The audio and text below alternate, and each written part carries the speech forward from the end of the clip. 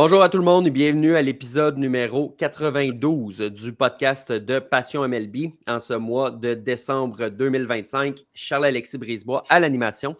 À mes côtés cette semaine, Sébastien Berroir. Sébastien, comment vas-tu? Ça va bien. On est à quelques jours des assises d'hiver, là, fait que ça a bougé, mais là, ça va bouger. Ouais, je pense que la semaine prochaine, mais qu'on se parle, s'il n'y a pas de signature plus concrète, on va s'en approcher drôlement parce que c'est toujours comme ça. Ça prend toujours de l'importance durant les assises qui commencent lundi prochain. Et à nos côtés, Sébastien, on a invité Pascal Harvey à venir nous rejoindre cette semaine. Mon cher Pascal, comment vas-tu? Ça va bien? Je pensais que tu allais dire on a invité notre sous-ministre attitré. Encore un endroit différent, Pascal? Encore un endroit différent, évidemment. Je me promène à travers le Québec actuellement, puis là, je vous parle en direct de l'Estrie. Voilà. Es-tu en campagne électorale? Non, pas encore. Non, pas encore, OK. Peut-être dans quelques années, mais pas maintenant. C'est bon. Scoop, tu ne seras donc pas là pour l'élection de l'année prochaine. Exact. Messieurs, avant de commencer à parler des Blue Jays et des signatures qui ont lieu, des mouvements de personnel, etc., c'est important de commencer avec ce qui se passe plus proche de nous à Montréal. Le dossier des expos, Sébastien, qui a pris une tournure inattendue quand même cette semaine avec un investisseur qui, sorti d'un peu nulle part, à la demande de personne, puis je dis ça dans le sens où tout le monde veut ça, mais à un moment où on ne l'attendait pas du tout, du moins, est arrivé à lever la main et il a dit « Moi, ça me tente de ramener les expos. » Ben oui, pourquoi pas. Puis je vais l'appeler M. Ashkan parce que je ne prononcerai pas son nom de famille. Là.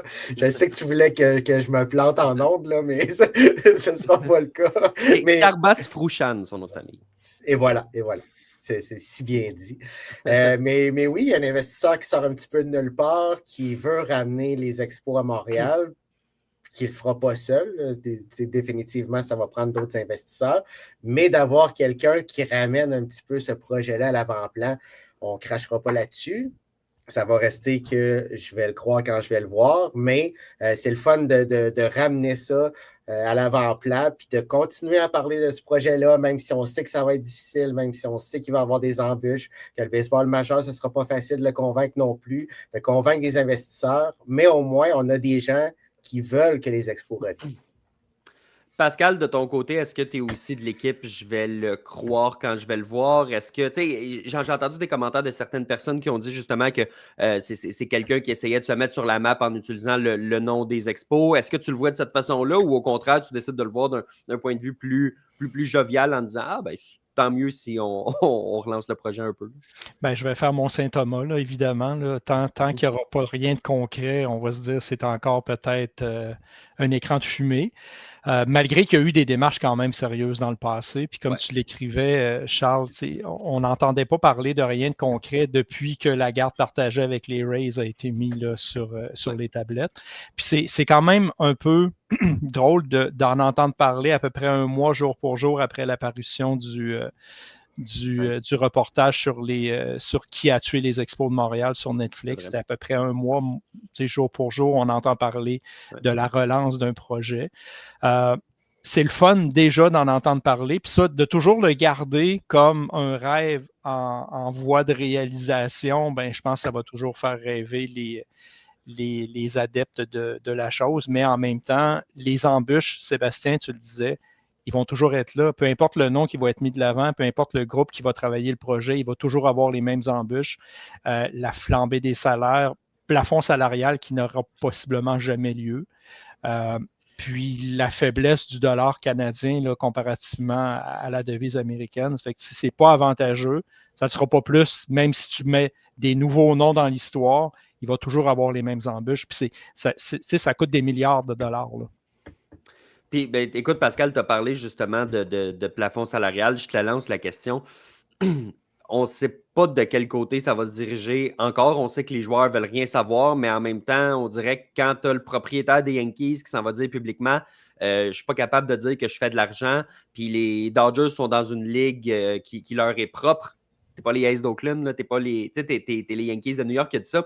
Est-ce que tu penses que si jamais un plafond s'en vient, ce qui est peut-être de plus en plus probable, ça peut aider la cause d'un petit marché, même si à la base, écoute, Rob Manfred ou son successeur vont probablement vouloir un autre marché que celui de Montréal pour toutes les raisons que tu as nommées. Mais est-ce que tu penses que ça peut inciter des gens à Montréal un peu plus sérieusement à se dire « Ah, s'il y a un plafond, c'est le temps d'embarquer parce que la valeur des franchises va monter, comme on le voit dans la Ligue nationale de hockey depuis plusieurs années. Puis ça va être plus facile, justement, d'avoir une équipe un peu plus compétitive. Ben, c'est sûr qu'avec un plafond salarial, ça aiderait des petits marchés. Puis encore là, Montréal, de dire que Montréal est un petit marché, c'est un peu bizarre de mettre Montréal et petit marché dans la même phrase, mais c'est au Canada. Puis, on s'entend que Montréal n'a pas la richesse que Toronto peut avoir non plus, mais ça aiderait, du moins, si ça n'aide pas à ramener une concession de baseball au nord de la frontière, ben, du moins, ça va aider des petits marchés qui sont dans le baseball actuellement, les Pittsburgh de ce monde, les Milwaukee de ce monde, malgré que les Brewers performent très bien. Année après année, les Guardians de Cleveland fonctionnent quand même bien, puis Cleveland, ce n'est pas un marché énorme. Non. Mais tu le dis, si le propriétaire des Yankees commence à discuter de ces choses-là, c'est qu'il y a quelque chose qui est en train de se tramer. Il y a plusieurs propriétaires qui disent actuellement on veut baisser la masse salariale de notre équipe, même si ce n'est pas facile, parce que ce n'est pas évident d'être compétitif en voulant baisser sa masse salariale quand on sait ce que les Dodgers sont capables de faire. Mais oui, pour répondre à ta question de base, Charles, ça aiderait assurément la venue d'une concession à Montréal d'avoir un plafond salarial. Moi, Sébastien, je le redis, je le réitère, je le dis un peu en joke, mais pas tant que ça. Si les Expos viennent, ça va prendre Tom Brady. Ou tu sais, ça va prendre quelqu'un comme ça, ou ça va prendre un investisseur du Japon qui décide que, ben écoute, on va prendre le marché canadien puis on va le séparer en deux avec les Blue Jays. Ou, ça va prendre quelqu'un de l'extérieur. J'ai de la difficulté à avoir bon nombre d'Américains peut-être qui vont décider d'investir au Canada, à Montréal, au lieu des États-Unis. Puis c'est pour ça que je reviens un peu à Tom Brady. Il a été repêché par les Expos, puis on dirait qu'aux 2 ans, il n'arrête pas de dire « Bonjour, je suis là, je veux ramener les Expos de Montréal ».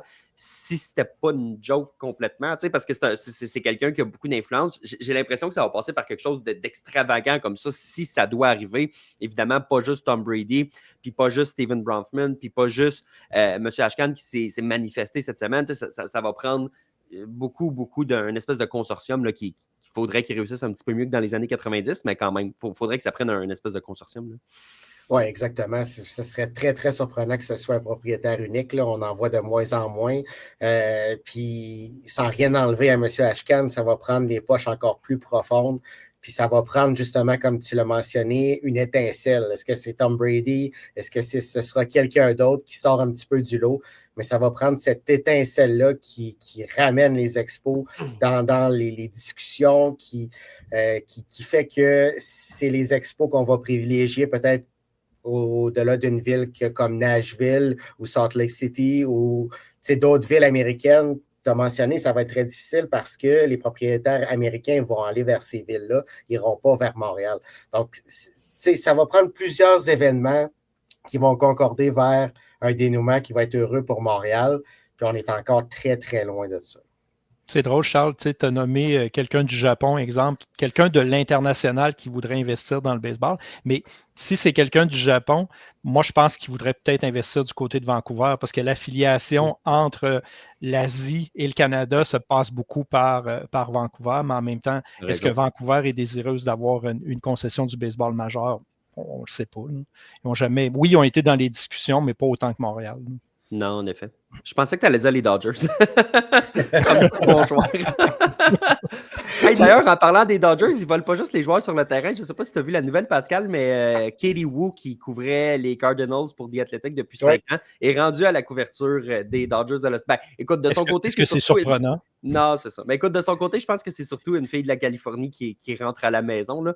Mais ça m'a fait rire parce que j'ai fait le parallèle de, mon Dieu, les Dodgers, ils volent vraiment tout le monde ces temps-ci. Peu importe. Mais pour elle, c'est assurément une promotion aussi, considérant que les Cards vont avoir quelques années de misère devant eux. Elle va avoir peut-être plus de plaisir à Los Angeles. Là.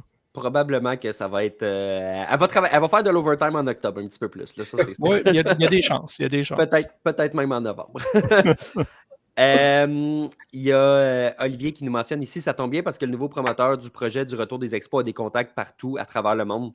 C'est le genre de visage que si jamais justement on ramène le projet à la maison puis que ça finit par fonctionner, ben, ça prend des gens justement qui ont... C'est un monde de contact, là, le monde du baseball majeur, donc ça peut faire une différence là, si évidemment on finit par se rendre jusque-là. Il paraît qu'il est millionnaire en passant. C'est ce que l'intelligence artificielle nous dit. Oui. Capable d'évaluer à combien monte sa fortune, mais il serait millionnaire, apparemment. Oui. Ce qui est un bon début quand même quand tu t'espères ramener une franchise de baseball puis que tu le payes en canadien. Oui. Ce serait peut-être mieux qu'il soit milliardaire même, mais en tout cas. Ouais, un jour peut-être qu'on le saura. C'est exactement. David qui nous dit une franchise de baseball, ça vaut quoi rendu là? 1 milliard, on a manqué de vision au Québec comme avec les Nordiques. Ça, c'est évident quand on voit la flambée des valeurs des franchises que bon, ça a été établi, le manque de vision qu'on a une fois. On parle plus de 3 milliards, je pense.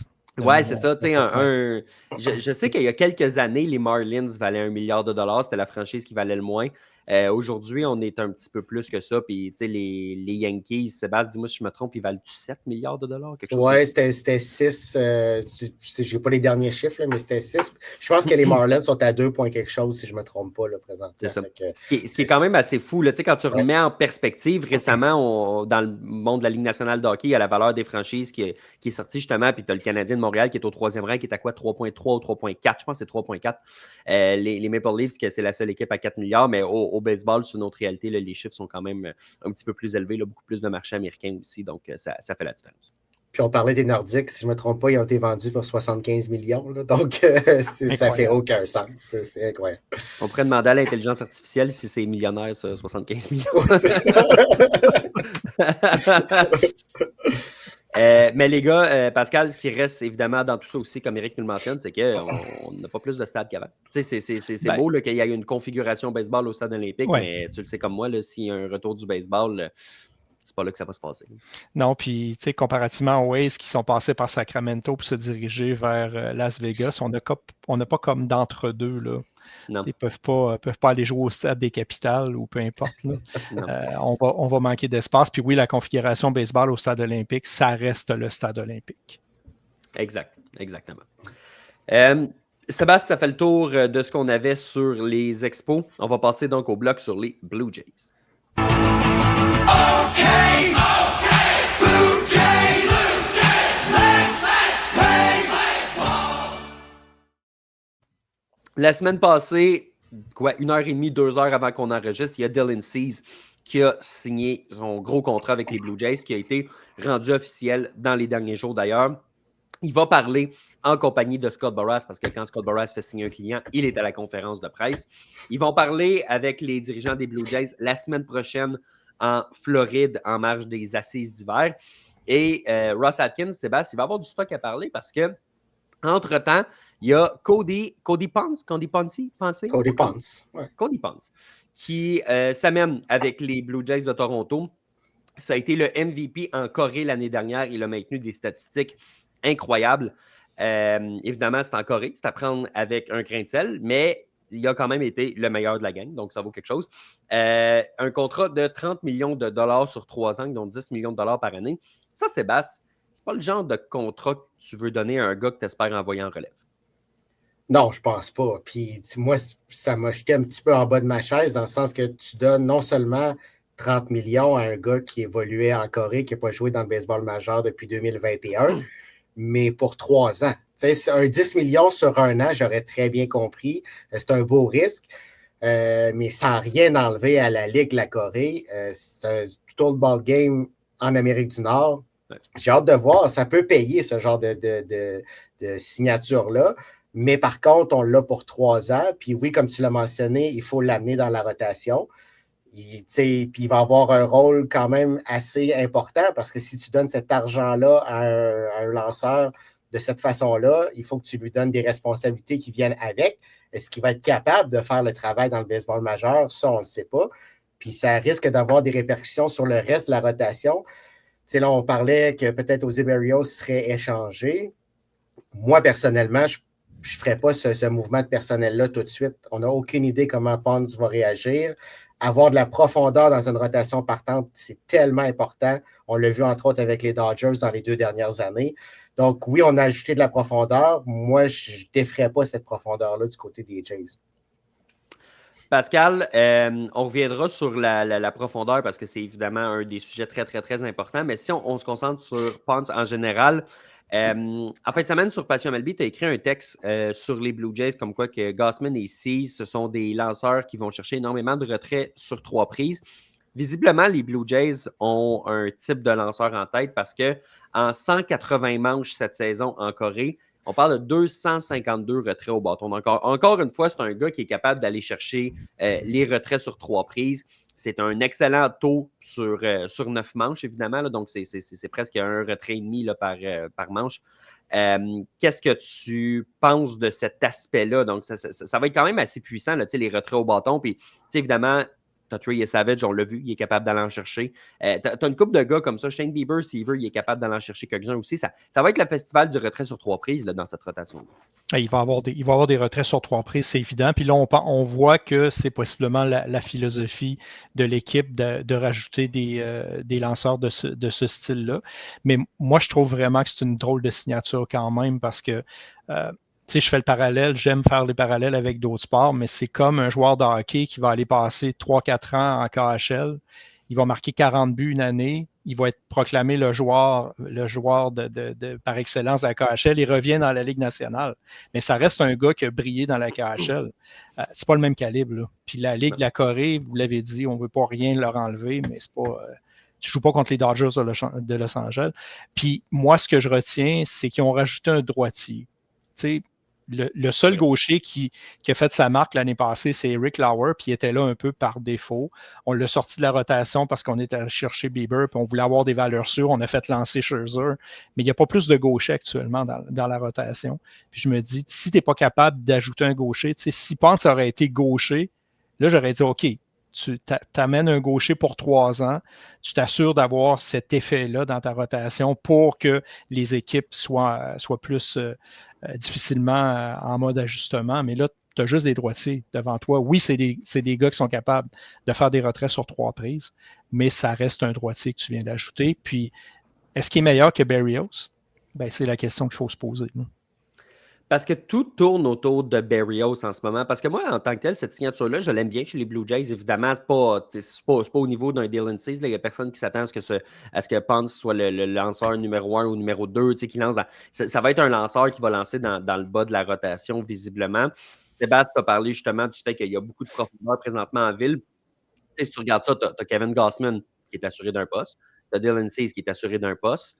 Tu as Shane Bieber qui est assuré d'un poste. Je ne vois pas comment Trey Savage ne percera pas cette rotation-là après ce qu'il a fait en série, même si c'est encore une recrue. Et là, tu te retrouves justement avec des gars que vous avez nommés, des Flowers qui risquent probablement dans les circonstances de retourner de relève. Tu as Berrios qui a fini la dernière saison sur la liste des blessés. Là, tu as Ponce qui vient d'arriver. Quelques gars aussi qui vont essayer de percer des plus jeunes ou des Bowden Francis qui étaient là par le passé ou quoi que ce soit. Donc, tu as finalement de la profondeur et ça mène, Sébastien, comme tu l'as dit, à José Berrios, que de plus en plus, on comprend qu'il est sur le marché des transactions. Berrios, c'est un gars qui n'était pas dans le dugout en série mondiale. C'est bizarre. Parce que d'habitude, les joueurs blessés en série mondiale, ils sont là. Lui, il n'y était pas. Là, il commence de plus en plus à avoir de rumeurs qui se font de plus en plus persistantes dans les dernières journées/heures. On a compris que oui, il était sur le marché des transactions. Moi, ce que je me demande, Sébastien, c'est que Berrios, c'est pas un lanceur dont la valeur est à son maximum en ce moment. Parce qu'il a connu une mauvaise saison 2025. Il a été transféré dans l'enclos de relève avant de se blesser. Il n'avait jamais vraiment lancé en relève. Il n'avait jamais été blessé. C'est la première fois en 10 ans qu'il manquait un départ. C'est la première fois en 10 ans qu'il était sur la liste des blessés. Il lui reste 3 ans de contrat, mais avec une option de sortie dans 1 an. Fait que ça veut dire que si ça va mal, il reste, puis si ça va bien, il est juste pour 1 an. Fait que je comprends pas dans toutes ces circonstances-là comment sa valeur marchande peut être bonne. Je comprends pas comment tu peux la maximiser. Donc, moi, c'est ce bout-là qui m'accroche un peu. T'sais, même si tu veux échanger Berrios, toi, tu es une équipe, Sébastien, du baseball majeur. Dans toutes ces circonstances-là, tu ne donnes pas grand-chose pour Berrios. Puis tu demandes une bonne retenue salariale. Exactement, c'est là que je m'en allais. Non seulement tu ne donnes pas grand-chose, mais en plus, tu ne prends pas tout le salaire de José Berrios. Puis à moins qu'il y ait quelque chose qu'on ne sache pas, en lien avec ce que tu viens de dire, qui n'était pas dans le dugout durant les séries éliminatoires, que peut-être qu'il y a quelque chose qui est sous-jacent à ça, que tu dois t'en départir absolument. premièrement, sa valeur n'est pas élevée. Puis deuxièmement, comme je l'ai mentionné tantôt, il arrive quoi si Ponce ne fait pas le travail ou si Kevin Gausman se blesse ou Trey Savage connaît des hauts et des bas, c'est plus difficile. Bieber revient d'un Tommy John, ça se peut qu'il ait besoin de temps aussi. Exactement. Ce ne sera pas nécessairement un long fleuve tranquille dans la rotation des Jays, même si sur papier, c'est une excellente rotation, mais ce ne sera pas nécessairement facile. Puis, il faut quand même mentionner qu'il y a le risque de blessure aussi. On a été épargné quand même dans les dernières années chez les Jays, mais ça peut arriver à tout moment. Donc là, tu as la chance d'avoir une rotation qui est bien nantie, avec un gars qui, aux Berrios, peut revenir à ses standards d'antan. C'est un excellent lanceur qui a fait le travail, qui était le deuxième lanceur dans cette rotation-là. S'il revient à ces standards-là, ça te fait un autre bras de qualité dans cette rotation-là. Pour moi, je ne l'échange pas pour le moment. Je commence la saison avec José Berrios. Si jamais on voit que tout va bien, autant pour lui que pour la rotation des Jays, que sa valeur monte, bien là, tu vas pouvoir profiter de cette valeur-là pour aller chercher des éléments qui te manquent. Pour moi, là, s'il n'y a pas de problème personnel, s'il n'y a pas d'histoire de grogne autour de Berrios, il a une plus grande valeur à Toronto que sur le marché des échanges. Clairement. Présentement, je suis d'accord avec vous. Je comprends pourquoi on l'explore. Puis si les Jays peuvent avoir un prix qui les satisfait et qui font en sorte que tu acceptes de creuser, mais c'est non seulement le prix à payer, mais c'est justement, Sébastien, comme tu le dis, c'est la profondeur que tu as dans cette rotation-là aussi. C'est de te dire à quel point ça vaut la peine de s'en départir. Tu as parlé des Dodgers. Les Dodgers, là, dans les dernières années, qu'est-ce qu'on se disait? À chaque fois, on se disait ils ont tellement de lanceurs partants, il va falloir qu'il y ait 2 équipes pour les gérer. Puis rendu au mois de juillet, qu'est-ce qui se passe? Ben, on ramène un gars du 3A, puis on rapièce un gars du balotage qui a été DFA parce que là, ça nous prend un 5e partant, puis on a des bullpen days. Puis en série en 2024, ils ont gagné avec 3 partants. C'est pas des maudits jokes, là. Fait que c'est sûr que les blessures font partie de la donne. Mettons, pour répondre à la question de Gilles, Berrios contre 2 releveurs de qualité, vous en dites quoi? Il faudrait que les releveurs, ce soient des méchants releveurs. Fait que c'est pour accepter de piger dans cette rotation-là, dans cette profondeur-là. À chaque année, Pascal, on disait ça en prend plus, puis tu te ramassais. Là, pendant des années, les Blue Jays, là, ils ont roulé à 3-4 partants. Là, les années en 2023, quand Manoah s'est blessé, puis que pendant 1 mois et demi, je pense qu'ils ont roulé à 4 partants, puis qu'ils rappelaient un gars une fois de temps en temps, puis que les gars, ils écoutaient leur congé, puis quand il y avait une journée de congé, ben, ils lançaient quand même aux 5 jours. Là, tu te retrouves avec cette profondeur-là qui est importante. Ça fait des années qu'on a de la difficulté à nommer le 5e partant des Blue Jays en début de saison parce qu'on ne sait pas trop c'est qui. Là, ils les ont, leurs 5 partants, puis ils en ont même 6, puis ils en ont peut-être même 7. On n'a jamais assez de bons partants dans une équipe. Puis, la question à savoir, Berrios contre 2 bons releveurs, moi, je me demande quelle équipe peut se départir de 2 bons releveurs quand on sait que c'est une denrée rare d'avoir des bons releveurs. Quand tu en as un, tu le gardes. Quand tu en as 2, tu essaies au minimum de les garder également. Puis Berrios n'a possiblement pas cette valeur-là sur le marché des transactions actuellement. Fait que, la meilleure valeur qu'il a, c'est de le garder avec ton club. Là. Sébastien, il y a David qui nous dit peut-être que Ponce va tout simplement commencer en relève comme Yariel Rodriguez l'avait fait. C'est sûr que c'est une possibilité, puis rendu aucun entraînement, on verra, mais comme on dit, là, il a signé ce contrat-là, c'est un partant. On pense que les Blue Jays veulent l'utiliser comme partant. Tu ne signes pas un gars à 30 millions de dollars pour avoir une police d'assurance, puis tu veux pas garder Berrios comme police d'assurance non plus. Il y a quelque chose qui ne fit pas pour le moment, puis évidemment, là, on l'analyse du point de vue de voici les informations qui sont devant nous. On n'est pas dans le bureau de Ross Atkins à savoir c'est quoi le but dans quelques semaines, se rendre jusqu'où. Est-ce qu'il y a une transaction en attente? Est-ce qu'il y a un... je te dis n'importe quoi. Je ne pense pas que c'est le cas. Mais peut-être que Kevin Gausman s'est fait opérer hier pour un Tommy John et qu'il ne lancera pas de l'année. Il y a des données qu'on ne connaît pas en ce moment et qui font en sorte que on peut juste spéculer. Oui, exact. Mais on dit que les Jays sont loin d'avoir fini leur magasinage. Est-ce qu'on va aller chercher un autre lanceur puis qu'on va échanger José Berrios? C'est pas impossible non plus. Puis là, présentement, on a plusieurs options.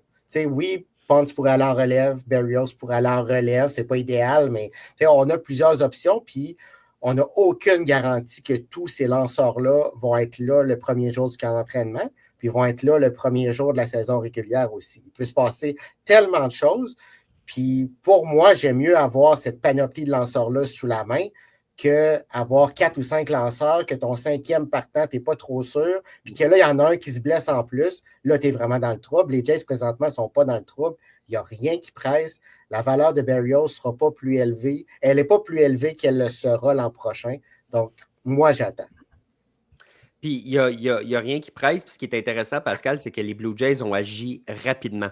T'sais, des contrats de 30 millions de dollars pour des lanceurs, il n'y en a pas, ou plus. Il n'y en a pas eu beaucoup qui ont été signés depuis le début de l'hiver. Il reste encore beaucoup de lanceurs disponibles. Donc, les Blue Jays, là, même si ça se terminait aujourd'hui, et même s'ils allaient chercher 0 releveur d'ici la suite, là, un scénario auquel je ne crois pas, mais mettons, allons-y dans la catastrophe. Si les Blue Jays avaient terminé leur magasinage sur le monticule, ils ne seraient pas nécessairement dans le trouble. C'est sûr qu'il manquerait peut-être un releveur de qualité en fin de partie, 7e, 8e, 9e manche, mais ce n'est pas un club qui serait dans le trouble. Donc, tu as le temps d'attendre, tu as le temps qu'il y ait des équipes qui soient un petit peu dans la merde, puis là, tu vas pouvoir les appeler, puis tu vas pouvoir peut-être concocter une transaction qui va faire ton avantage parce que la dernière série mondiale, du moins le parcours jusqu'à la série mondiale, Pascal, a fait en sorte que les Blue Jays sont devenus une destination plus sexy au lieu des joueurs. Et on l'a vu, là, les gars n'hésitent pas présentement à signer à Toronto. Ils sont clairement plus attractifs qu'ils l'ont été dans le passé. Puis, ils n'ont pas voulu frapper le coup de circuit en attendant le gros joueur autonome. Tu sais, le gros joueur autonome, cette année, il n'y en a pas comme il y en avait au cours des dernières années. Ce n'est pas si évident que ça. En fait, le gros joueur autonome, ils l'ont signé en avril. C'est Guerrero. Exactement. Ouais. Exactement. Ils l'ont signé, ils se sont assurés de le garder pour les prochaines saisons. Tu sais, Kyle Tucker, c'est pas un si gros poisson que ça quand tu regardes la capacité de l'aquarium. Puis, moi, je trouve que les Blue Jays, cette année, ils ont bien agi jusqu'à présent et ils ont agi au bon moment. Comme tu le dis, ils ont solidifié leur personnel de lanceurs, puis c'est là qu'il fallait travailler. Puis ça va être le temps de rajouter de l'attaque, là. Mais pour le moment, ils ont bien fait leur devoir. Puis, il leur reste encore du travail à faire, c'est sûr, mais tu le dis, Charles, le parcours qu'ils ont fait les rend plus attractifs. Il ne faut pas oublier que c'est les finalistes de la Série mondiale, là. On ne part pas de zéro, là. Non, puis pas des finalistes qui se sont fait laver en Série mondiale. Ils sont passés à ça, puis j'exagère pas. Ils sont passés à quelques pouces de gagner cette Série mondiale-là. Ben, ils ont mis les Dodgers dans les câbles. Oui, complètement. Plusieurs fois. Oui. Complètement. Sébastien, il y a le nom d'Edwin Diaz qui circule à Toronto.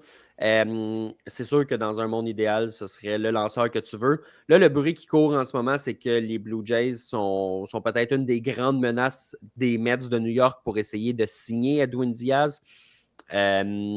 C'est John Heyman qui a sorti ça. Et on ne peut même pas dire que c'est Scott Boras qui lui pisse dans les oreilles parce que ce n'est pas un client de Scott Boras. On sait que John Heyman a une belle relation avec le puissant agent, mais dans ce cas-là, ce n'est pas ça.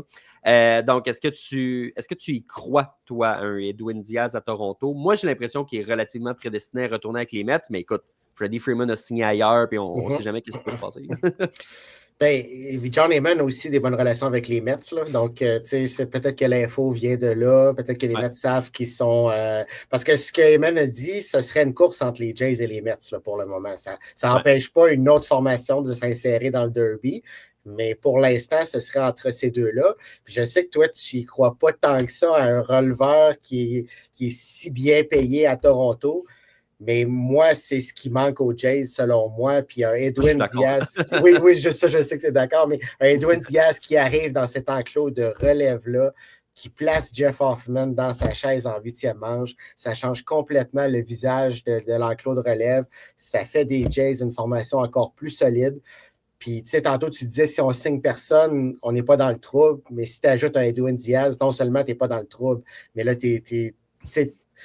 c'est sûr que ça va être difficile de répéter. Là. Ça ne sera pas facile de faire exactement ce qu'on a fait, mais on met les chances de notre côté en ajoutant un Seags, en ajoutant un Edwin Diaz sur la butte. Ça pourrait faire une différence.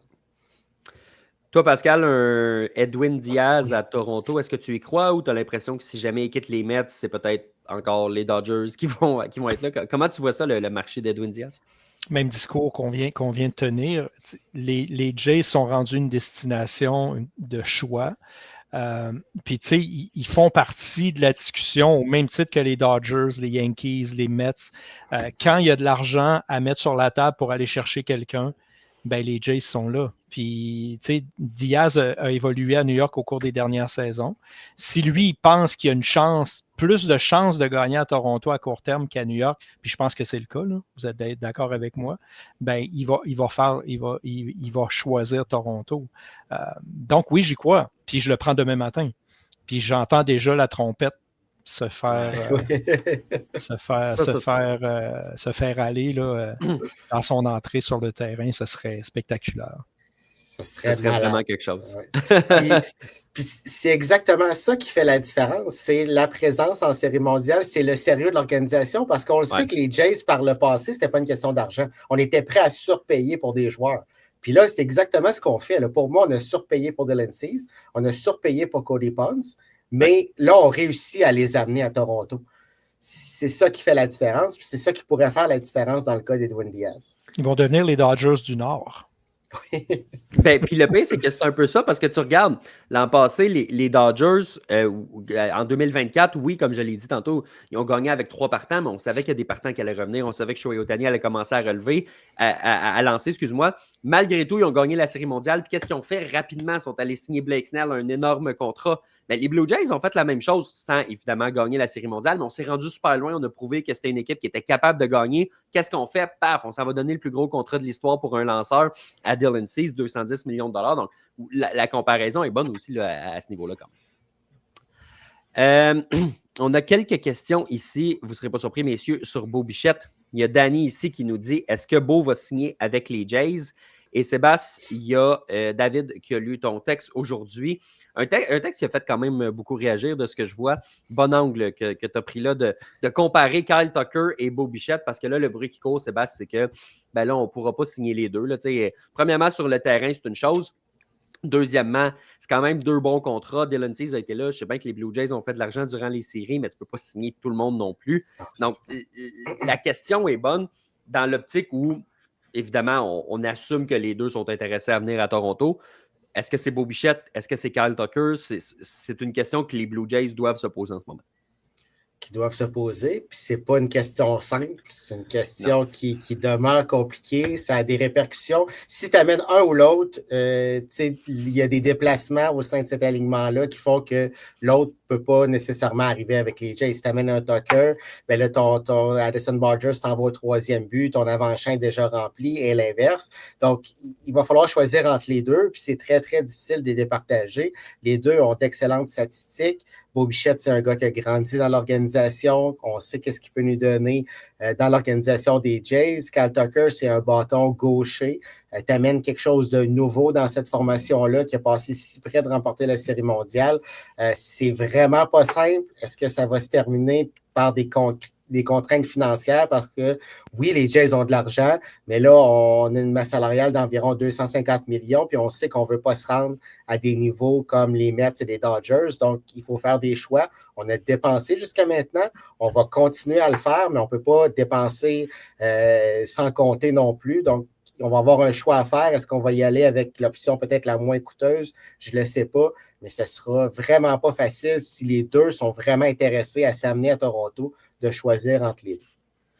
Moi, c'est drôle, hein? Puis oui, si on a besoin d'un gaucher versus un droitier, le choix, il est facile à faire, évidemment. Puis on a besoin de bâtons gauchers à Toronto. Mais moi, la question que je me pose, c'est l'impact de Kyle Tucker. Il n'y a pas eu d'impact à Chicago. Oui, il y a eu une bonne saison, mais il n'y a pas eu une excellente saison. Puis il y a eu 0 impact. Ça a été flat, son impact. Est-ce que ce gars-là est capable d'avoir un impact? Oui, il y a eu un impact à Houston, mais il était bien entouré. Il y avait des bons joueurs autour de lui.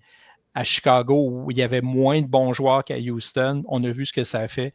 À Toronto, il y a des bons joueurs. Est-ce qu'il va pouvoir venir complémenter les joueurs qui sont là actuellement? Mais moi, c'est une question d'attitude. Bichette, il a grandi dans l'organisation. Il a une attitude. On l'a vu en série quand il est arrivé. On l'a vu quand il a été blessé. On l'a vu, il a quand même eu un bon bâton tout au long de l'année parce que oui, il est en année de renégociation. Mais n'empêche que, impact pour impact, au moment où on se parle, Bichette en santé versus Tucker en santé, Bichette a plus d'impact que Tucker. Mais si tu y vas uniquement bâton gaucher pour bâton droitier, ben là, tu choisis Tucker. Mais moi, je me questionne sur son attitude et son impact. Mais ton questionnement est bon parce qu'il a été pendant des années à Houston et la raison pour que les gens le connaissaient peut-être un peu moins, Kyle Tucker, c'est justement parce qu'il jouait à Houston. Tu sais, tu peux me nommer 4, 5, 6 gars qui étaient des visages de la franchise au cours des années, là, les Bregman, les Correa, les Altuve, tu sais, Justin Verlander, si tu veux aller sur le monticule. Au bâton, Yordan Alvarez, tu sais, qui prend énormément de place dans cette franchise-là. Et tu avais Tucker dans la droite. Tu sais, Tucker, c'est un gars qui est, je le dis en tout respect, mais c'est un gars qui est plate, dans le sens où il fait son petit bonhomme de chemin, puis il n'est pas là pour prendre beaucoup de place. À Chicago, ça a été la pression. Ça a été la pression de dire, tu es là pour un an, est-ce que tu vas rester? Tu deviens un peu le visage de cette attaque-là. Là, avec les clubs qui circulent, ses signes à Philadelphie, il ne surpassera pas Bryce Harper comme visage de la franchise. Ses signes à New York, il ne dépassera pas Judge. Ses signes à Los Angeles, il ne dépassera pas la moitié du roster. Ses signes à Toronto, il ne dépassera pas Vladimir Guerrero Jr. Donc, est-ce que dans sa prochaine destination, que ce soit Toronto ou que ce soit une autre, est-ce que justement ça peut l'aider? Et s'il arrive avec un contrat à long terme, pas de question contractuelle de « Hey, es-tu là pour rester? Tu t'en vas-tu? T'aimes-tu ça ici? » S'il signe un long contrat pour ne pas être le visage de la franchise, peut-être que ça peut l'aider. Moi, je pense qu'à Toronto, il pourrait être assez intéressant dans l'optique où oui, présentement, il y a quand même plusieurs voltigeurs, mais George Springer, c'est un frappeur de choix rendu là. Puis il s'en va dans un an, ou du moins son contrat se termine dans un an. Dalton Varsho, son contrat se termine dans un an aussi jusqu'à preuve du contraire. Tu sais, c'est des gars qui peuvent revenir, mais il n'y a pas de certitude pour le moment. Je déteste vraiment pas Addison Barger au troisième coussin aussi. Je déteste vraiment pas Andrés Jiménez à l'arrêt-court. Un Clement au deuxième but. Je pense que c'est une bonne composition, un frappeur gaucher et tout. Mais je pense que si t'es les Blue Jays, tu sais ce que Bo Bichette peut t'offrir aussi, même s'il est moins bon défensivement que peut l'être Tucker dans la droite. Tu sais, Tucker, c'est quand même un gars qui peut gagner un gant doré dans la droite. Puis même s'il est plus droitier que Kyle Tucker, on a vu l'impact qu'il peut avoir, puis on sait à quel point il s'entend bien dans ce groupe-là. Donc, moi, j'ai l'impression que ça va peut-être dépendre jusqu'à un certain point, Sébastien, de s'il y en a un qui mord en premier puis qui dit « Moi, je suis prêt à y aller », ben, peut-être que les Blue Jays vont prendre la chance. Mais probablement que les Blue Jays n'ailleraient pas ça à voir Bo Bichette. Autre raison aussi, pourquoi? C'est que, mettons qu'il signe pour 100 millions de moins, puis tu mets cet argent-là sur Diaz. Tu sais, Diaz, tu peux le mettre sur un autre joueur, évidemment, mais je pense qu'il y a quand même beaucoup de considérations là-dedans, mais que s'il y en a un qui mord, ils vont se dire, on voit les avantages de signer ce joueur-là, puis on est peut-être prêt à aller de l'avant. Il n'y a personne chez les partisans des Jays qui serait déçu de voir Bichette rester non plus. Là. Non, je pense pas. Surtout s'il accepte de jouer au deuxième but. Surtout. Oui. Puis moi, le seul point, c'est jusqu'à quel point Bichette veut revenir. C'est ce qu'il dit. Mais tu sais, on le sait que par le passé, il y a eu quelques épisodes qui étaient un petit peu so-so entre l'organisation des Jays et Bo Bichette. Ça laisse des traces. Donc, tu sais, jusqu'à quel point Bo Bichette veut vraiment revenir à Toronto, ça, on ne le sait pas. Puis ton point est bon, Charles-Alexis. Ça va peut-être se terminer par une question d'argent, puis celui qui va coûter peut-être le moins cher, entre guillemets, risque de revenir avec les Jays. Je ne pense pas que c'est nécessairement la meilleure chose à faire d'y aller de cette façon-là, mais c'est peut-être comme ça que ça va se terminer parce que Kyle Tucker aussi, malgré ce que tu as dit, Pascal, tantôt, il pourrait amener beaucoup avec moins de pression à Toronto. Il y a Jean-Daniel qui nous dit ici, retour d'un Bichette avec les Rockies. Ça m'étonnerait. Ça m'étonnerait beaucoup. Hey, déjà qu'ils ont un holiday, mais c'est parce qu'ils l'ont repêché. Là, il n'y aura pas un Bichette en plus. Là. David qui nous dit ici, j'irai avec Tucker pour avoir un vrai champ extérieur. C'est sûr que si tu as Tucker, Varsho, Barger, ça commence à être quand même assez intéressant. Mais là, Barger, peut-être qu'il sera au troisième coussin aussi. Parce qu'il faut cacher Santander aussi. C'est ça. Si George Springer agit comme frappeur de choix, il faut mettre Santander dans la gauche ou mettre Tucker dans la gauche et Santander dans la droite. Donc, exactement. Puis je suis entièrement d'accord avec toi. Moi aussi, j'aime beaucoup Barger au troisième but. Mais on a vu qu'il était capable de jouer dans la droite aussi. Mais dans la gauche, par contre. Non, c'est ça. Mais tu sais, il a un bon bras. Hein, fait que ce soit dans la droite ou au troisième but, là, on dirait que c'est les bonnes positions pour avoir un certain bras. Là, donc ça peut être intéressant, mais j'ai l'impression qu'il va s'adapter en fonction de ce qu'on aura. À l'arrêt-court, il n'y a pas un certain Arjun Nimala. C'est un espoir encore. Il est à quelques années peut-être du baseball majeur. Puis Sébastien, dis-moi si je me trompe, je ne suis pas sûr qu'il va être un arrêt-court dans le baseball majeur. Ouais, je pense pas non plus. Dès le moment où on l'a repêché, on se posait des questions. Donc, je pense pas quand il va arriver dans le baseball majeur, ça va être nécessairement sa position de prédilection. Puis, il n'est pas en mesure présentement de déloger un des joueurs d'avant-champ des Jays. Eric nous dit ici, échanger Santander et Verens. Je ne sais pas qui est Verens. Berrios, un peu plus loin. Échanger Santander et Berrios. Encore là, tu sais, Santander, moi, je ne pense pas que les Blue Jays vont l'échanger parce que Pascal, il y a un gros contrat encore. Il n'y a personne qui va le vouloir après cette saison-là. Comme tu l'as dit tantôt, c'est le genre de gars aussi que sa meilleure valeur est à Toronto. Puis je ne pense pas que les Blue Jays ont abandonné sur Santander. À moins que tu aies un prix de fou, mais qui va offrir un prix de fou quand il y a un énorme contrat et qu'il n'a pas livré la marchandise? Il n'y a aucune équipe qui va toucher à ça. Lui, son but, c'est de reconstruire sa valeur, puis il est capable de le faire. Peut-être pas au niveau de 2024, mais il est capable de le faire au niveau de ce qu'on pensait qu'il offrirait en 2025. Ben, s'il est en santé, lui, il arrive avec toute la confiance du monde au prochain camp d'entraînement parce qu'il a tout à gagner. Son année qui vient de passer, il faut qu'il l'oublie, puis il faut qu'il construise sur des bases plus solides. Mais peu importe ce qui va se passer, il va assurément avoir un jeu de chaise musicale parce que peu importe qui tu décides de garder, il va falloir qu'il y ait des moves qui se fassent, là, peu importe que ce soit à l'arrêt-court ou dans le champ extérieur. Puis même pour la position de frappeur de choix, c'est une position qu'on va vouloir donner à Vladimir une fois de temps en temps aussi pour le faire reposer. Fait que quand tu donnes le frappeur de choix à Vladimir, ben, il veut pas, il faut encore que tu bouges. Mais ça, c'est John Schneider qui va avoir ce beau rôle-là de faire bouger tout le monde. Puis l'avantage des Jays actuellement sur bien d'autres équipes, c'est au niveau défensif, ils sont très forts. Fait que peu importe qui tu vas vouloir mettre en 7e, en 8e, en 9e, tu risques d'améliorer même ta défensive comparativement aux 5-6 premières manches. Fait que ça, c'est un gros avantage. Oui, mais c'est pas grave parce que tout le monde fait des retraits au bâton.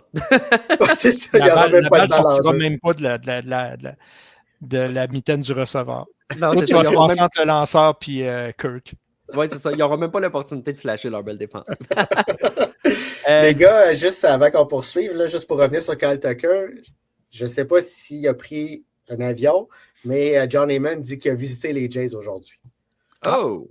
Donc, tu sais, ça ne veut pas nécessairement dire qu'il va signer avec les Jays, mais au moins, il a visité l'organisation. Est-ce qu'on sait si c'est à Toronto ou à Dunedin? Parce que, tu sais, Ohtani, c'était en Floride. Oui, je n'ai pas d'autres infos, là. Ça vient de sortir. Mais je sais, c'est décevant, là, vraiment possible. Il est peut-être allé en Winnebago. C'est moins. Ça attire moins l'œil. Ça fait peut-être plusieurs jours qu'il était parti. Là. Ouais. Il y a David ici qui nous mentionne Bassett out à 22 millions de dollars, Scherzer out aussi, Springer l'an prochain. C'est vrai que ça fait beaucoup d'argent qui va être sauvé. Puis les Blue Jays n'ont pas peur de le dépenser, cet argent-là. On le voit très bien. Ce n'est pas un club qui est chiche là, présentement ou qui est même ringard. Donc, non, c'est assez intéressant à ce niveau-là. Vous voyez Kyle Tucker signer avec quelle équipe et pourquoi? J'ai la même question concernant Beau Bichette. Moi, les gars, je le mentionne depuis plusieurs semaines. Je m'attends à ce que les Phillies fassent quelque chose de gros. Est-ce que ça va être Tucker? Est-ce que ça. Ben, Bichette, c'est peut-être plus un stretch là, dans l'avant-champ, quoique c'est encore drôle. Là. On peut faire de la place au deuxième coussin si on veut. Mais est-ce que ça va être Tucker? Est-ce que ça va être Bichette? Est-ce que ça va être Cody Bellinger? Cody Bellinger, c'est un nom qui circule. C'est un nom qui ne circule pas à Toronto, hein, vous remarquerez. Non. En ce moment, les clubs qui circulent, c'est les deux New York, c'est Philadelphie, c'est Los Angeles. Toronto revient très, très peu dans le dossier Cody Bellinger. Mais moi, là, je ne serais pas du tout étonné, Pascal, que les Phillies s'invitent dans cette danse-là et réussissent à signer quelqu'un parce que c'est une équipe riche, c'est une équipe qui doit profiter de sa fenêtre et j'ai de la difficulté à voir une équipe, écoute, peut-être les Braves, j'ai de la difficulté à voir une équipe plus désespérée en ce moment de faire quelque chose de gros pour essayer de générer quelque chose. Puis même plus que les Braves parce que les Braves ont gagné avec ce noyau-là, pas les Phillies. Ben, les Phillies, il faut qu'ils gagnent à un moment donné. Là. Si ce n'est pas au cours des 2-3 prochaines années, puis même 3, c'est loin là, dans leur cas. Je pense qu'au cours des 2 prochaines années, ça va être un désaveu dans leur cas. Moi, si Schwarber est parti, si Schwarber signe à Cincinnati comme c'est prévu, ça va créer du mouvement à Philadelphie. Moi, j'ai comme l'impression, une concession comme les Phillies, l'importance que Harper a, comme l'impression que son DG va l'appeler en disant Bryce, t'en penses quoi, toi? Tu sais, ce gars-là, il est quand même le visage de la concession. Tu sais, il n'y a pas des années si évidentes que ça non plus côté statistique, mais j'ai comme l'impression qu'Harper va avoir son mot à dire sur les prochaines transactions. Castellanos, lui, il est déjà parti, là, ça fait que ça va faire un autre trou. Mais il va comme avoir un petit renouveau. On va essayer de brasser le noyau. on va essayer d'ajouter des pièces maîtresses pour que les Phillies gagnent. Puis il faut considérer aussi qu'il y a de bons lanceurs qui vont manquer en début de saison, dont Wheeler qui ne débutera pas la saison là, de toute évidence. Fait que tu as beau ajouter de l'attaque, mais il n'empêche qu'il va falloir peut-être que tu regardes au niveau du monticule aussi. Sébastien, de ton côté, un gars comme Kyle Tucker, ça te dit quoi? Mais Kyle Tucker, depuis le début de la saison morte, je le vois à Toronto. Donc, je ne changerai pas mon fusil d'épaule à ce niveau-là. Je pense que Kyle Tucker va terminer l'hiver avec les Jays. Dans le cas de Cody Bellinger, c'est ce qui est l'effet domino de Kyle Tucker. Tu mentionnes les Phillies. Je pense de plus en plus que c'est là qu'il va aller parce que on a besoin d'un joueur de chanceante aussi. Kyle Tucker ne peut pas évoluer au chanceante. Bellinger peut le faire. Donc, je pense que ce serait un fit parfait pour les Phillies. Puis, je crois de moins en moins qu'il va revenir avec les Yankees. Donc, ça ferait beaucoup de sens. Il y a Léandre ici qui nous demande « Salut les gars, auriez-vous mis ce 30 millions de $-là, celui de Ponce, sur Fairbanks ou sur un autre agent libre? » Oui. Je pense pas que Ponce est une vilaine signature, mais un Fairbanks comme ça, je ne sais pas s'il va coûter jusqu'à 30, là, peut-être que ça va être 20 sur 2 ans ou quelque chose comme ça, ou peu importe, là, mais moi, Sébastien Fairbanks, c'est un gars à qui je ferai confiance. Oui, il a toujours fait le travail. Puis il a toujours fait le travail dans des conditions pas faciles avec les Rays. Donc, oui, c'est sûr et certain que je mets cet argent-là sur Fairbanks. Par contre, on n'aurait pas eu un contrat de 3 ans là, dans le cas de Fairbanks pour le même 30 millions. Là. Ça va coûter plus cher. Comme dans le cas d'Edwin Diaz aussi, ça va coûter plus cher. Selon moi, un n'empêche pas l'autre, par contre, du côté des Jays. Pascal, de ton côté, un gars comme Pete Fairbanks là, qui a quand même fait le travail pendant plusieurs années à Tampa, ça t'inspire quoi? Ouais, c'est un releveur qui flash moins que les noms qu'on a nommés précédemment, mais c'est un releveur qui a beaucoup de valeur. Puis oui, je le verrais bien à Toronto parce que quand tu brilles avec les Rays, je pense qu'à Toronto, tu es capable de briller une coche de plus. Puis ce gars-là, il irait chercher beaucoup de parties sauvegardées, assurément. Puis il me semble qu'une personnalité comme Fairbanks, il fait très bien dans l'enclos des Blue Jays. Oui, j'ai l'impression que oui. Puis ça mettrait un petit peu de challenge aussi sur Jeff Hoffman, évidemment. En 9e manche. Sébastien, ça fait le tour de ce qu'on a pour les Blue Jays. Évidemment, on avait plusieurs questions, ce qui est le but du podcast en live. Là, ceux qui ont des questions, n'hésitez vraiment pas à venir nous les poser. Là. Ça nous fait très, très plaisir d'y répondre. Et là, on s'en va ailleurs dans le baseball majeur.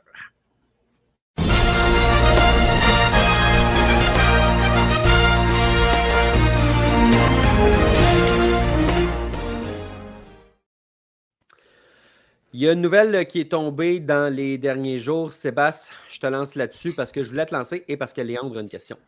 Je vois ta casquette des Yankees et je me demandais, Devin Williams chez les Mets, penses-tu que les Yankees vont aussi perdre Bellinger au profit des Mets? Avec la perte de Nimmo, peut-être que les Mets voleraient un autre joueur aux Yankees. Ce ne serait pas la première fois hein, avec Clay Holmes, avec, comment il s'appelle déjà? C'est-tu Juan Soto, son nom? Oui. Qui a amené sa mère, sa garde-robe et son contrat dans le Queens. Oui. Bellinger, on en a parlé un petit peu quand même, là, puis on pense qu'il y a des chances peut-être d'écouter les Yankees, mais je veux t'entendre aussi parler sur Devin Williams. On dirait que le contrat de 50 millions de dollars m'étonne, dans le sens où si on lui fait confiance, c'est un gars qui aurait pu mériter plus, mais en ce moment, on ne lui fait pas nécessairement confiance. Fait que pourquoi aller jusqu'à 50? On dirait que c'est comme dans une espèce d'entre-deux de tu lui fais-tu confiance ou pas? Il n'y a pas d'option de sortie, c'est vraiment un contrat de 3 ans pour être soit le lanceur de la 9e manche ou le lanceur de 8e manche, un rôle qu'il va accepter si jamais, évidemment, Edwin Diaz revient avec les Mets. Comment tu vois ça, toi, Devin Williams, qui, dans le fond, est arrivé avec les Yankees, a fait changer le règlement de la barbe, a été pourri, puis a sacré son camp de l'autre côté de New York? Oui, mais ça j'ai pas tant de problème. Les Yankees, ils n'ont même pas fait d'offre à Devin Williams. Fait que ils ne voulaient pas l'avoir de retour dans le Bronx. S'en va avec les Mets. Puis oui, c'est un peu bizarre parce qu'il a signé son contrat.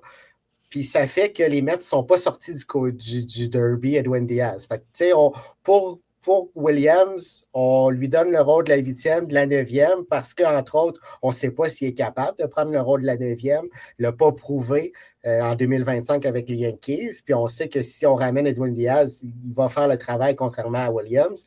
Donc, c'est quand même un risque de donner 50 millions à un gars que si on ne ramène pas Diaz dans nos rangs, va terminer les matchs pour les Mets dans un gros marché. Ça n'a pas nécessairement fonctionné dans l'autre gros marché de la ville de New York. Ça fait très Mets comme signature, puis je ne sais pas comment ça va finir. Toi, Pascal, un gars comme Devin Williams, quelle lecture t'en fais? Est-ce que tu penses que le fait de revenir avec son ancien président, David Stearns, là, qui est bien connu à Milwaukee, ça va le placer dans... Où justement, tu te dis, ben écoute, il n'a pas performé à New York, puis là, il revient à New York.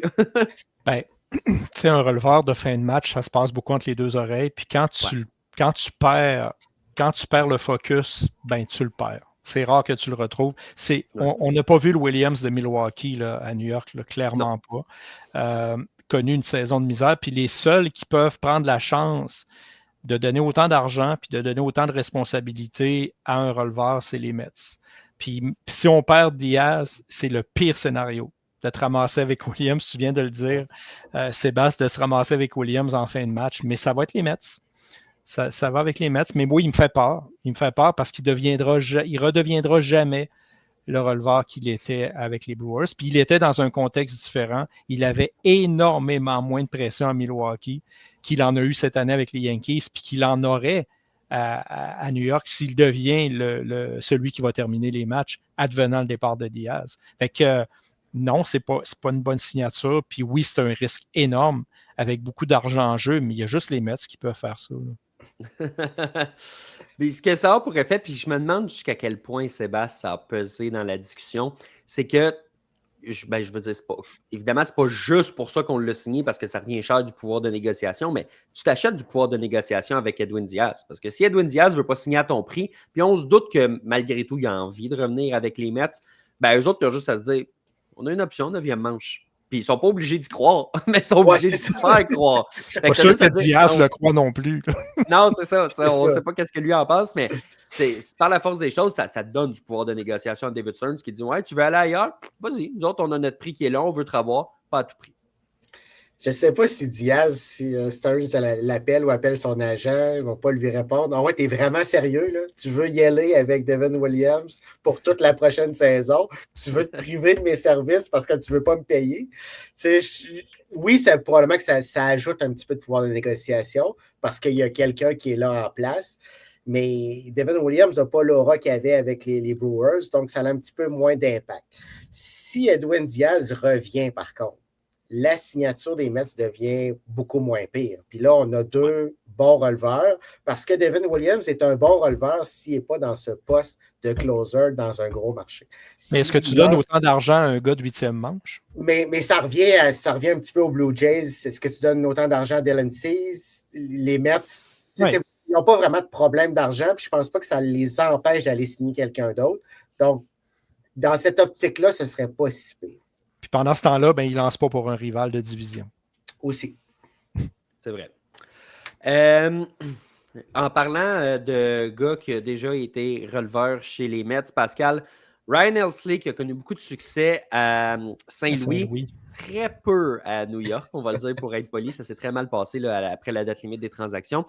Lui, il s'entend avec les Orioles. Les Orioles qui se cherchaient un joueur qui a de l'expérience en 9e manche.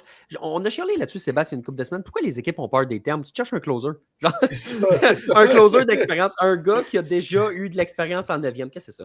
Mais bref, tout ça pour dire, peu importe la sémantique, Ryan Helsley, Pascal, qui signe un contrat de 2 ans avec une option de sortie chez les Orioles. Beau petit pari que les Orioles pouvaient se permettre niveau financier. Puis si ça fonctionne puis qu'il redevient le lanceur qui a déjà été avec les Cards, ce qui est très, très possible, ben ça aurait été un bon coup pour eux. Puis ça aurait été un bon coup pour lui d'essayer justement de reconstruire sa valeur dans une organisation où on va lui donner l'opportunité de lancer en 9e manche parce qu'il n'y a pas d'aussi bon releveur en santé que lui dans cette organisation-là en 2020. En santé. C'est ça. Parce qu'il y en a un qui est blessé, là, mais il y a eu beaucoup de succès, Helsley, à Saint-Louis. Ça a été un des bons releveurs, je dirais, des 5 dernières années dans le baseball majeur. Ouais. Puis, il n'y a pas eu beaucoup de releveurs qui ont changé d'équipe l'an passé à la période des transactions qui ont eu autant de succès après la transaction. Puis Helsley en a fait partie. Mais oui, c'est un beau pari. C'est un beau pari pour les Orioles à condition qu'ils ne se ramassent pas dans un cimetière de lanceurs comme ça a été le cas au cours des dernières saisons. Mais si la rotation des Orioles demeure la même, il n'y aura pas beaucoup de travail en 9e manche, selon moi. Il risque de se tourner les pouces passablement parce que les chances que les Orioles se retrouvent avec une avance en 8e ou en 9e manche, c'est plutôt mince, mais on ne leur souhaite pas ce malheur-là. Moi, je l'aime bien, vous devez bien vous en douter, mais je lui souhaite du bon temps à Baltimore. Puis oui, c'est un beau pari parce que dans les releveurs disponibles, rapport qualité-prix, c'est possiblement lui qui avait la plus belle valeur, entre guillemets. Là. Sébastien, c'est un gars aussi qui était convoité comme lanceur partant. Il a choisi de rester comme releveur. Autant qu'il y a des gars que je me dis, hey, eux, ils ont le profil pour switcher comme partant. D'ailleurs, ce ne sera pas dans le cadre d'une transaction, mais Mason Miller à San Diego, il faut que ce gars-là devienne un partant. Là. Pour moi, Ryan Helsley, c'est correct. Il est un très bon spécialiste de la 9e manche à son meilleur. Il a une bonne balle rapide, une excellente balle rapide, en fait. Là. Moi, il est correct en 9e là, pour moi. Ah, il est correct, puis on n'a pas d'autres options de toute façon à Baltimore. Si on avait un enclos rempli, on pourrait se dire oui, ça pourrait être une option dans la rotation partante parce qu'on n'a aussi personne dans la rotation partante. Mais là, on n'a personne dans l'enclos, surtout pas pour finir les matchs. Yannick Cano n'est pas capable de terminer une rencontre, donc ça va être Helsley qui va terminer les matchs. Puis oui, c'est un beau pari parce que je pense que son passage chez les Mets, c'était épisodique, ça ne se reproduira pas. Il n'y a rien qui a fonctionné depuis qu'il a mis le pied dans le Queens. Je pense que là, il va retrouver un environnement un petit peu plus propice à ce qu'il continue à se développer comme il l'a fait à Saint-Louis. Pascal, il y a ce bon vieux Alek Manoah qui a choisi d'aller, tu parlais de cimetière des lanceurs, les Angels de Los Angeles, mesdames, messieurs. Contrat des majeurs garantis, j'ai été étonné. Je m'attendais à ce que ce soit peut-être un contrat des mineurs avec une invitation à un camp. 1,95 million de dollars pour Alek Manoah qui avait été DFé par les Blue Jays, échangé aux Braves. Il a été non-tender, donc on ne lui a pas offert de contrat pour s'assurer de conserver ses services. On l'a laissé devenir agent libre. Pascal, s'il y a quelques années, je t'avais dit, Alek Manoah, la première fois qu'il va devenir agent libre, il va signer en dessous de 2 millions de dollars. Je pense pas que tu Avec les Angels. Avec les Angels, je pense pas que tu m'aurais cru. C'est pas une belle histoire. Hein? Il y a des belles histoires dans le baseball majeur, mais lui, je pense que c'est pas une belle histoire. Non. Puis de se ramasser avec les Angels quand c'est presque ta seule planche de salut, c'est un peu triste. Puis tu sais, tu viens d'énoncer son parcours presque des derniers mois. Puis c'est à se demander, y a-tu lancé pendant ce temps-là? Y a-tu pris le temps de lancer? Y a-tu trouvé le temps de lancer? Ou il s'est juste promené d'une équipe à l'autre, il a juste fait ses bagages, puis il a juste pris l'avion. Je ne sais pas qu'est-ce que ça va donner avec les Angels. Eux, ils n'auront pas encore une très grosse année devant eux, selon moi, quand tu signes Alek Manoah en pensant que ça va devenir peut-être un des bons lanceurs. Parce que lui aussi, ça s'est mal passé là, entre les deux oreilles au cours des dernières saisons. Puis c'est un beau talent. C'est un beau talent gaspillé, malheureusement, comme il y en a tant eu dans le baseball au cours des, je dirais même des 100 dernières années. Ah oui, écoute, un gars la progression était fulgurante, puis il est arrivé, puis il a été finaliste au Cy Young, puis il a lancé en série, puis c'était beau, puis c'était le fun, puis du jour au lendemain, son caractère a ressorti, puis ça l'a pas aidé, disons-le comme ça. Sébastien, il y a eu, dans les derniers jours, état entre du fait que Francisco Lindor et Juan Soto n'auraient pas la meilleure des relations ensemble. Francisco Lindor, moi je l'aime bien. C'est un beau joueur. On dirait qu'il n'est plus Monsieur Sauré qui était à Cleveland. Hein. On dirait que New York, ça t'endurcit un homme quand même. Puis là, tu as les chicanes qui reviennent avec Jeff McNeil. Les relations qui sont tendues avec Juan Soto. On parle de le nommer capitaine là, à New York, mais c'est sûr qu'il faut que tu t'entendes avec tes coéquipiers là, si tu veux être nommé capitaine. Oui, c'est ça. Puis ton point est excellent, c'est plus M. Sourire. C'est dommage parce que c'était tellement le fun de le voir sur un terrain, toujours le sourire aux lèvres, défensivement au bâton, mais a connu quelques difficultés à son arrivée, puis on dirait que depuis ce temps-là, c'est vraiment pas le même joueur. Puis encore là, ce genre de situation-là, ça fait tellement Mets. Il y a toujours quelque chose dans le vestiaire des Mets qui arrive.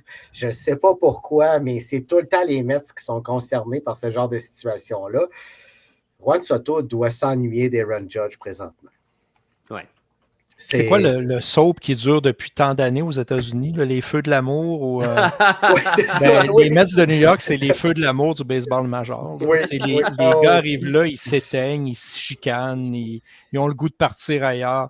C'est différent, tu es à Cleveland, puis la philosophie, c'est de te battre pour ton coéquipier qui est à côté de toi, match après match. Tu mets tes bottines, tu les attaches, tu fais double nœud, puis tu t'en vas pour gagner des matchs. À New York, tu as un gros contrat, tu es flashy, le nombre de chaînes que tu as dans le cou, c'est ce qui va faire que tu es le gros kid de l'équipe, tu es le gros caïd. C'est un soap. Oui, c'est la seule équipe qui peut aller chercher Juan Soto, le signer pour à peu près 72 milliards de dollars, puis d'avoir la deuxième plus grosse masse salariale du baseball majeur et ne pas faire les séries éliminatoires. Il y a juste les Mets qui peuvent faire ça. Ça résume bien. Ils ont juste oublié un détail, ça te prend des lanceurs partants. Oui, puis ça te prend une chimie dans le vestiaire aussi, ça te prend des leaders, puis on n'en a pas à New York.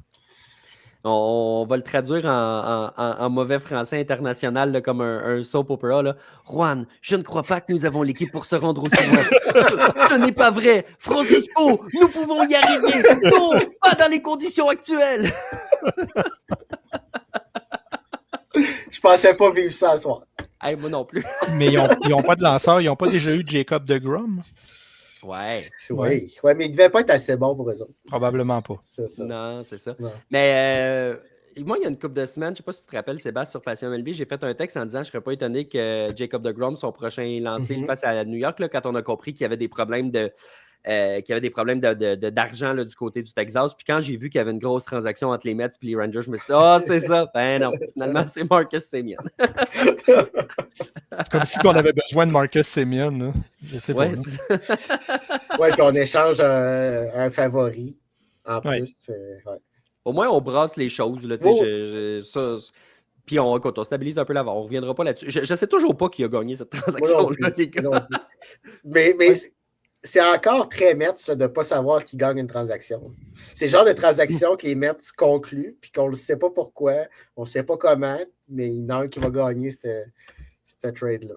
Éventuellement. Ou tout le monde va perdre, peut-être. Oui, peut-être aussi. Ça dépend. N'oubliez pas que les Mets nous ont aussi refilé un certain Harry Dickey. Ouais. Mais on dirait qu'on trouve justement ces Mets-là de. C'était quoi l'histoire avec Cespedes là, qui avait mis le pied dans un trou de sanglier puis qui s'était tourné à la cheville? C'est une affaire de même, j'exagère-tu? Oui, puis il ne s'était pas présenté aussi. Il avait complètement disparu, si je ne me trompe pas. C'est vrai, il n'y a personne qui le trouvait. Là. Oui, c'est ça. Il était. Sans donner aucune nouvelle. Là. Oui, c'est ça. Un trou de sanglier, il aurait pu avoir du Astérix ou du Obélix derrière ça. On aurait pu écrire un autre Astérix avec le Cespedes comme. Astérix et les Mets. Astérix et les Mets. les feux de l'amour featuring Astérix. Messieurs, on a quelques petites questions en attente, donc allons-y pour les questions du public.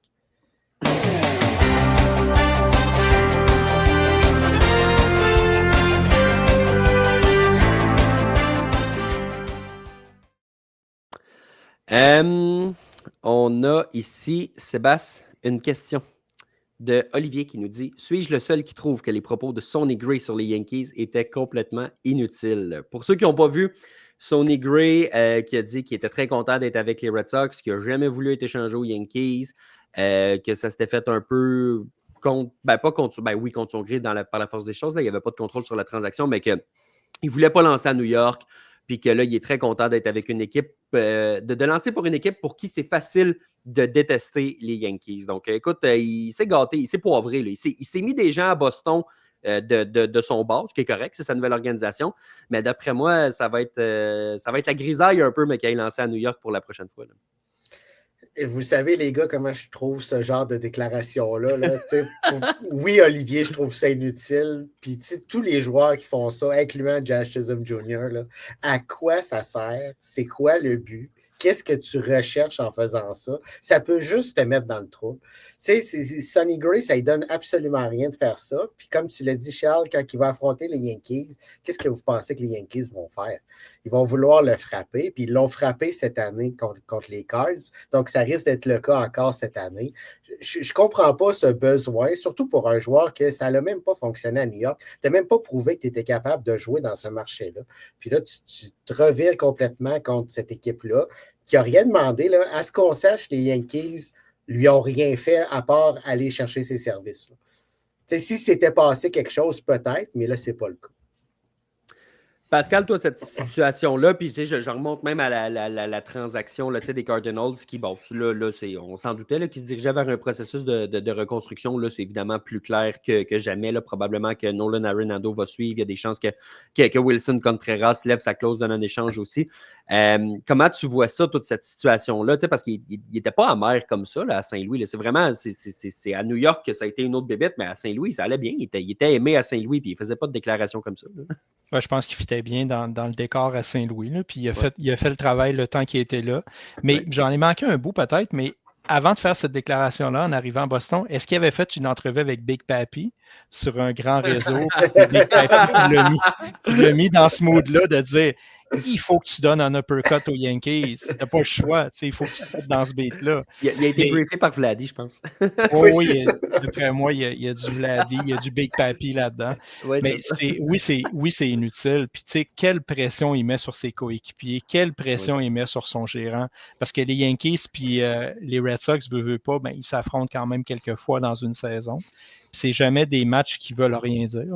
Fait que c'est gratuit, là, ça donne rien. Fais ta job. Tu viens d'arriver dans une nouvelle équipe. Tu es dans une division qui est forte. Rehausse ton jeu d'un cran. Deviens le lanceur que tu dois être, mais écarte pas le peuple. Là. Ça te donne rien. Puis, t'es pas ce style-là, anyway. Là. Non, c'est ça. C'est ça. C'est ta première apparition dans l'uniforme des Red Sox. Puis, tu sais, je dis en uniforme, il n'a jamais porté l'uniforme encore. Tu as eu une moyenne d'à peu près 5 dans ton passage avec les Yankees, avec des bonnes formations. Tu n'as absolument rien prouvé. Puis là, tu y vas de ce genre de déclaration-là, je comprends pas. Non, c'est assez spécial en effet. Là. Puis, tu sais, c'est pas. Tu sais, si, mettons, t'es Garrett Crochet, là, que tu dis, hey, t'es un des 3-4 meilleurs lanceurs du baseball majeur, c'est une chose. Sonny Gray n'en est pas là dans sa carrière. Là. C'est un bon lanceur, là, il est capable de faire le travail, mais je veux dire, dans un monde idéal, c'est un lanceur numéro 3. Là, donc, il va mettre de l'huile sur le feu puis il va être attendu. Mais d'un point de vue, suivre la réalité, c'est le fun parce que a commencé à s'essouffler un peu cette rivalité-là. Puis, tu sais, récemment, on se disait, coudonc, les Yankees, leur vraie rivalité, c'est peut-être rendu avec les Blue Jays. Là, il y avait plus d'animosité ou quoi que ce soit. Moi, je trouve ça bon pour le baseball quand ces deux clubs-là saillissent. Fait que Sonny Gray a été un peu cave de dire ça, mais tant mieux pour nous. Tant mieux pour le show, c'est bon. C'est bon pour le show. Ouais. Exactement. Sébastien, Léandre nous dit, on parle beaucoup d'Edwin Diaz chez les Blue Jays ou autres, mais plusieurs ne le voient pas là-bas. Pensez-vous que Robert Suarez pourrait être une option pour prendre la place de closer de Jeff Hoffman? Certainement.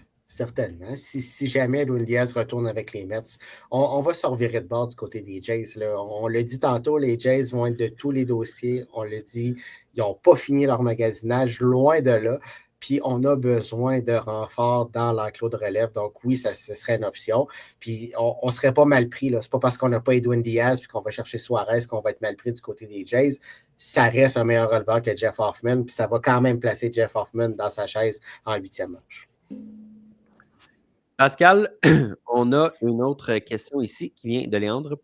Si je veux des prédictions pour vous, si ces 3 lanceurs-là sont échangés pour vous, ou qui seraient à échanger et pourquoi entre Sandy Alcantara, Edwards Cabrera et Joe Ryan? Pour moi, la réponse, Pascal, c'est Joe Ryan, parce que les deux autres, à Miami, on n'a pas l'air de vouloir échanger des gars en ce moment, ce qui est une bonne nouvelle. On a l'air de vouloir essayer quelque chose, là, ce qui est nouveau. Essayer de construire autour d'un certain noyau. C'est ça. Puis, tu sais, j'ai l'impression que si on échange du salaire, Pascal, on va avoir un grief. Parce que là, il faut dépenser. C'est bien beau, le Miami et Pittsburgh qui veulent dépenser. Mais il y a une raison là, pourquoi ils sont forcés de dépenser. Donc, je ne vois pas pourquoi ils échangeraient Alcantara qui gagne un énorme montant. De l'autre côté, tu as Joe Ryan au Minnesota. C'est clair que Minnesota est en train de. On ne fait pas juste sacrer la maison à terre. Là, on en reconstruit une autre à côté. C'est complètement différent de ce qu'on peut essayer de faire. Donc, écoute, moi, je m'attends à ce que Joe Ryan parte, puis probablement Pablo Lopez aussi. Donc, pour moi, la réponse, c'est Joe Ryan. C'est Joe Ryan également. On n'a pas juste mis à terre la maison, on l'a brûlé, puis on a même essayé de réallumer les cendres. pauvre Baldelli, lui, il a été victime de ça, puis on se dit, ben bye-bye, t'as pas fait la job. Ben c'est normal, il gérait un club 3A à la fin de l'année. 3A, t'es gentil. 2A. Ouais. En fort. Mais oui, Ryan, puis c'est un bon lanceur, Ryan. Hein. Moi, je l'adore, ce gars-là. Là. L'attitude, c'est un pitbull. Là. Puis tu l'amènes dans une équipe qui aspire au championnat, puis c'est sûr qu'il va faire des flamèches. Donc oui, dans les 3 noms qui ont été nommés, c'est Joe Ryan qui risque le plus de se ramasser ailleurs parce que je lui souhaite de se ramasser ailleurs. Ouais. Puis, tu sais, Sébastien, de toute façon, comme nos amis des Feux de l'amour nous le diraient sûrement dans une discussion entre directeur général, mais je ne peux pas t'échanger Sandy Alcantara. Je recevrai un grief des Yankees et des Dodgers. Oui, c'est ça. On peut pas du côté des Marlins. Puis c'est une bonne chose parce qu'on sent que c'est en train de créer quelque chose. On veut dépenser. Je pense pas qu'on va le faire de la bonne façon. Là. On va sûrement dépenser sur des joueurs qui vont rester à la fin de la saison morte. Puis que ça ne sera pas nécessairement les meilleurs de la QV. Mais au moins, on va dépenser. Puis il faut se rappeler que les Marlins, l'an dernier, ils n'étaient pas loin de participer aux séries éliminatoires. Il était à 4 matchs. Il était à 4 matchs. On a d'excellents jeunes qui sont en place. Je me rappelle d'une série contre les Yankees où ils les ont balayés, là, mais c'était les jeunes qui avaient balayé les Yankees à eux seuls. On a vraiment une belle base en place présentement à Miami. Si on ajoute quelques pièces, quelques vétérans, même si on surpaye, ben, ça va faire quelque chose de quand même pas pire, puis ça va être le fun de regarder les Marlins jouer au baseball. Ça va être intéressant, cette division-là, parce que, veux pas, les Nationals, ils commencent à avoir du talent au pouce carré aussi. À un moment donné, ça va rapporter des dividendes, malgré qu'on peut avoir quand même certains doutes. Mais n'empêche que tu avais les Mets, tu avais les Marlins, puis quand on regarde la masse salariale des deux équipes, c'est un petit peu fou la différence qu'il y a entre les deux, mais ils se sont quand même échangés des places au classement durant la saison. Fait que oui, les Marlins, ils ont tout intérêt à garder leur bon lanceur et à vouloir construire parce qu'ils ont de bons jeunes joueurs. Puis tu sais qu'est-ce que ces deux équipes-là, les Mets et les Marlins, ont en commun, Pascal? Les Feux de l'amour. Non, ils n'ont pas fait les séries. Ah, ben oui, c'est vrai. Mais une équipe, on se doute pourquoi, mais l'autre équipe, on se demande pourquoi. Oui, c'est ça, exact. Puis, tu sais, les matchs, je me souviens plus par combien de matchs ils ont manqué. C'était quoi, 1 ou 2 matchs? Fait que, tu sais, les Marlins, théoriquement, j'ai pas le classement devant moi, mais ils étaient à quoi, 1 match et demi, 2 matchs et demi, 3 matchs, là, des Mets, gros max, là. Oui. Fait que, ben, sûrement pas des demi, là, en fin d'année, c'est des matchs. Ouais, c'est pas mal impossible. Oui, c'est ça. Il n'y a pas eu de saison de 163 matchs. Mais, tout ça pour dire, les Marlins, s'ils veulent, ils ont une vraie chance de pousser, mais Sébastien, la question, justement, comme tu dis, ils vont-tu le faire? Ils vont-tu se rendre jusqu'au bout de ce projet-là? Parce que tu n'as pas besoin là, de signer Kyle Tucker puis de signer Framber Valdez puis tous ces gars-là. Tu peux aller chercher quand même quelques gars qui vont t'aider à aller chercher quand même juste quelques victoires de plus. Tu en as besoin de 4 de plus. Là. Si tout est pareil, tu en as besoin de 4 de plus. C'est pas beaucoup. Là. Non, c'est ça. Tu sais, je pense pas qu'il y ait au bout du projet dans le sens qu'on va dépenser cette année, mais ça ne veut pas dire qu'on va dépenser dans les années suivantes qu'on va construire une formation aspirante à la Série mondiale. Mais par contre, on va le faire cet hiver, selon moi. Puis d'autant plus que Sandy Alcantara, présentement, sa valeur, là, on parlait d'José Berrios tantôt, mais pas à son plus haut non plus. Donc, on n'aura pas sa vraie valeur quand c'était un candidat au trophée Cy Young. Il faut que les Marlins le gardent dans leur rang présentement. Messieurs, ça fait le tour des questions qu'on avait. Donc, à moins qu'un de vous deux ait envie de faire une interprétation des Feux de l'amour, c'est ce qui va mettre fin. T'es bon, Charles. Oui, c'est ça. On ne peut pas accoter ça. Là. Je ne sais pas ce qui me prend, mais je suis juste capable de le faire. Le thème du podcast, c'est les Feux de l'amour. Oui, c'est ça. On va se trouver quelqu'un qui va nous faire ça, Sébastien. Ça va être. Écoute, ça va pogner. Là. On pourrait même avoir de la traduction simultanée. Là, oui, c'est ça. Un peu douteuse. Oui. On va perdre du monde, je pense, par contre. Il y a des chances. Fait que, messieurs, merci beaucoup. Pascal, merci beaucoup d'avoir été là. Ça a été ça fait toujours un plaisir de t'avoir. Toujours un plaisir d'être là avec vous deux. Il y a Jean-Daniel qui nous dit Ridge ici. J'imagine que c'est un personnage des Feux de l'amour parce que si c'est un joueur du baseball, je ne le connais pas. Ridge qui doit tenir son rôle depuis 40 ans, je présume. Là. Sûrement. C'est le principe de cette série-là. Il a sûrement été marié avec tout le monde. Tout le monde. Oui. Les joies du Botox. Oui, c'est ça. Fait que merci à tout le monde pour les questions. Merci à Sébastien aussi d'avoir été là. Évidemment, pour ceux qui nous ont écoutés en live, c'est les mercredis à 20h sur les réseaux sociaux, sur Facebook, sur Twitter et sur YouTube. Sinon, on peut nous retrouver, Sébastien, sur toutes les bonnes plateformes de podcast. Oui, un peu partout. Si vous nous cherchez, vous allez nous trouver. Sur notre site web, passionmb.com, on va placer l'épisode du podcast. On a plusieurs articles par jour. Puis là, les assises d'hiver qui s'en viennent, donc ça va débouler la semaine prochaine. Suivez-nous pour tout savoir sur l'actualité, les mouvements de personnel qui vont se passer. Donc, merci à tout le monde d'avoir été au rendez-vous cette semaine. Nous, on vous dit à la semaine prochaine dans les assises d'hiver, justement. Et on vous souhaite une excellente semaine de baseball.